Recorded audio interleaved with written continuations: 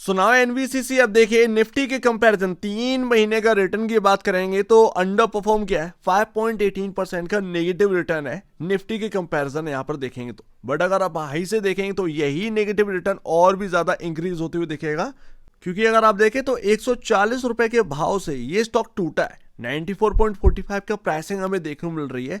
40-45 रुपए का यहाँ पर जो है ना एकदम से हमें करेक्शन होते हुए देखने को मिला है, जो कि कोई एक अच्छी बात नहीं है। बट यहाँ पर हम देखेंगे तो बजट के बाद काफी मायूसी आई है। मैं आपको एक बात बताता हूँ, यहाँ पर लोग गलत तरीके से सोच रहे हैं कि इंफ्रा में केपेक्स घट गया तो यहाँ पर ना बिल्कुल खराब होने वाला है। ऐसा बिल्कुल भी नहीं है।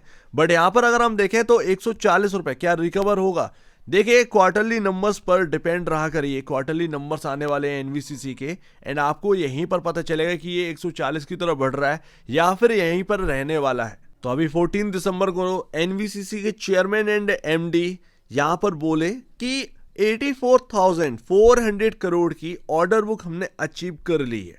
इससे बढ़िया बात और कुछ नहीं हो सकती है।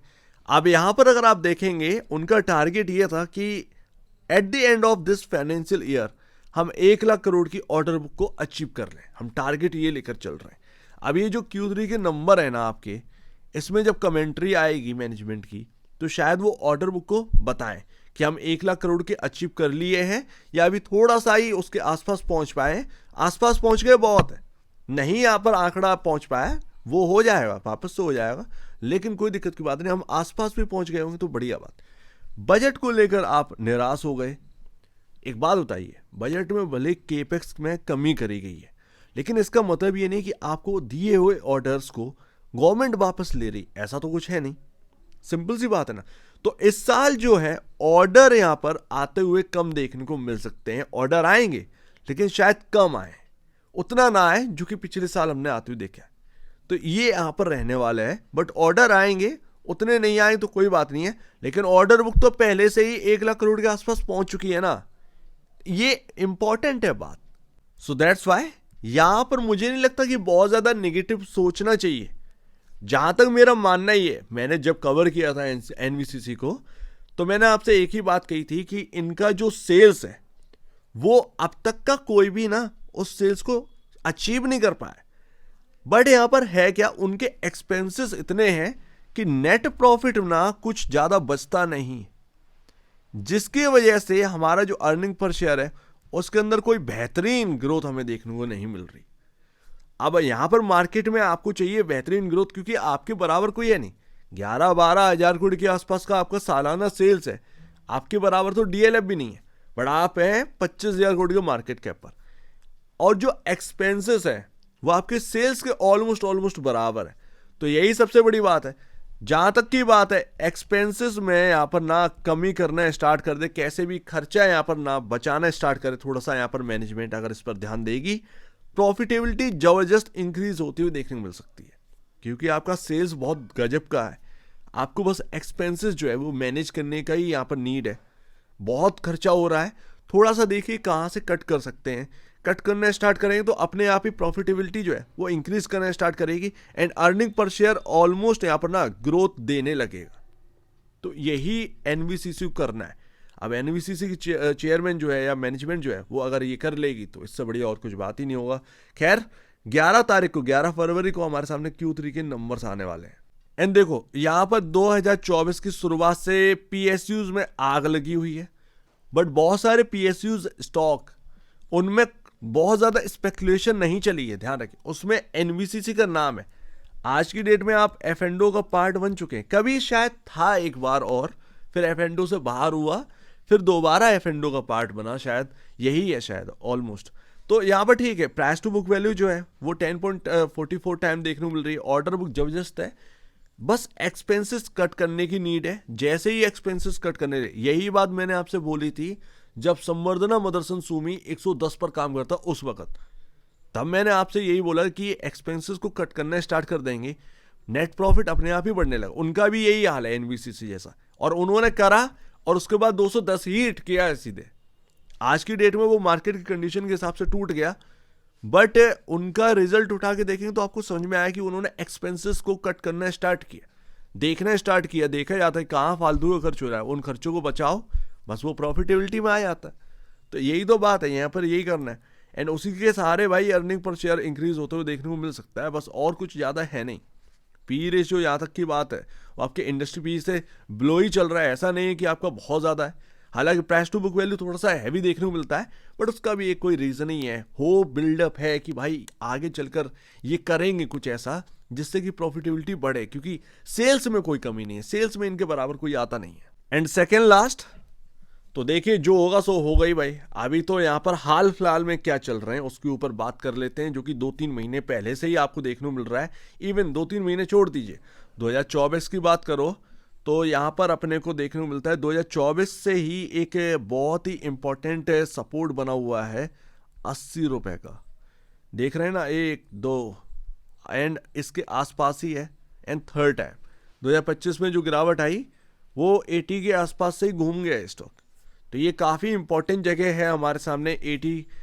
एंड यहाँ पर आपके सामने जो 80 का लेवल है जब तक शायद होल्ड कर रहा है, जो कि 1 साल से अपना बेस बनाया 80 रुपये पर, जब तक ये होल्ड कर रहा है इससे बढ़िया बात और कुछ नहीं होगी।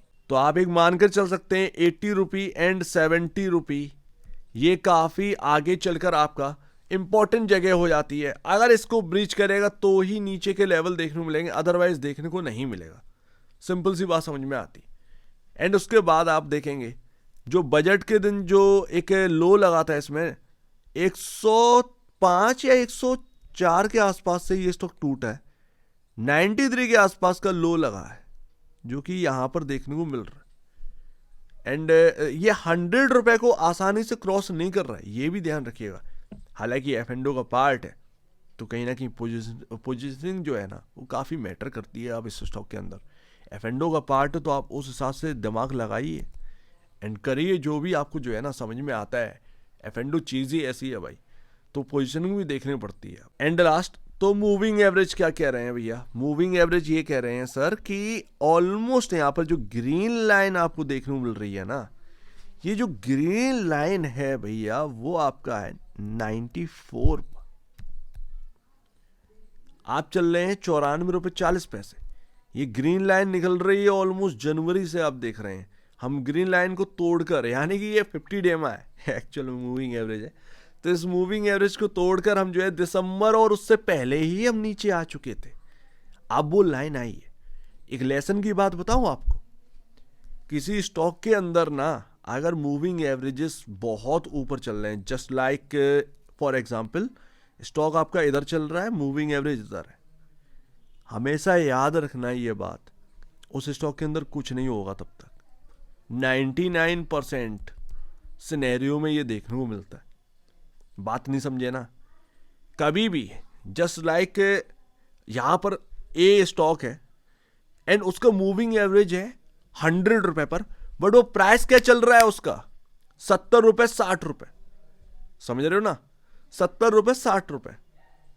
तो वो ना आपका जब तक वो मूविंग एवरेज आप तक पहुंच नहीं जाता तब तक हो सकता है कि आपके स्टॉक में कोई पॉजिटिव मूवमेंट ही ना बने, ठीक है ना। ये वो इधर उधर होता रहे बट उसके अंदर कुछ शायद देखने को ना मिले। मूविंग एवरेज जैसे ही आपके लेवल के आसपास आ जाता है एकदम से वो स्टॉक के अंदर फुर्ती आना स्टार्ट हो जाती है। ये आप समझो, ये मैं समझाने की कोशिश कर रहा हूं। तो यही चीज है, देखते हैं यहां पर। बट 94 93 आप ये मान के चलिएगा कि काफी इंपॉर्टेंट लेवल बन जाता है बिकॉज ऑफ मूविंग एवरेज। ऊपरी ओर में 100 रुपए निकालना है बॉस, लेकिन अगर यहां पर देखेंगे आज देखिए कि मूविंग एवरेज के आसपास से ही जो सेल आया एकदम से यहीं से सपोर्ट मिला है। तो यही तो सारी चीजें। अच्छा 105 के आसपास का अगर ये निकाल देता है आंकड़ा एंड इसके ऊपर चलने लगता है, अगर Q3 के नंबर अच्छे आए, हो सकता है शायद आपको हेल्प करते हुए नजर आए।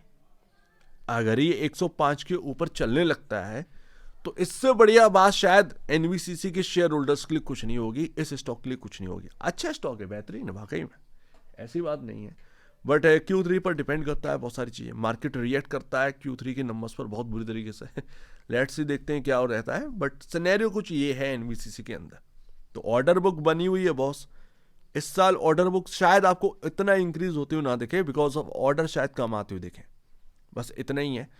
और खराब कुछ भी नहीं है, बजट बहुत अच्छा, सच्ची पूछे शायद बेहतरीन बजट, मतलब पूरा शायद दिमाग लगा दिया होगा तब जाकर ये बजट बना है, ठीक है ना। भले ही ऑर्डर बुक जो है ना कम आए इस साल, जैसे अब 4 क्वार्टर तक, 3 क्वार्टर तक झेलने वाली बात है, जैसे ही होगा यहाँ पर ना आपका नया बजट 2026 में, शायद हो सकता है केपेक्स बहुत अच्छी तरीके से कर दिया है, डिमांड पिकअप हो जाए, तब तक आपकी जो ऑर्डर बुक बनी हुई है उससे काम चलाओ। तो ये सारी चीज़ें हैं, लेट्स से देखते हैं क्या इंपैक्ट पड़ता है। सो उम्मीद है काफ़ी कुछ आपको समझ में आया होगा। एक बार निवेश से पहले या बेचने से पहले अपने ब्रोकर एडवाइस से जरूर सलाह लीजिएगा, या खुद की स्टडी करिएगा, उससे बेहतर कुछ भी नहीं, खुद की स्टडी ही मस्ट है। तो आप दीजिए वीडियो देखने को, तो धन्यवाद दोस्तों।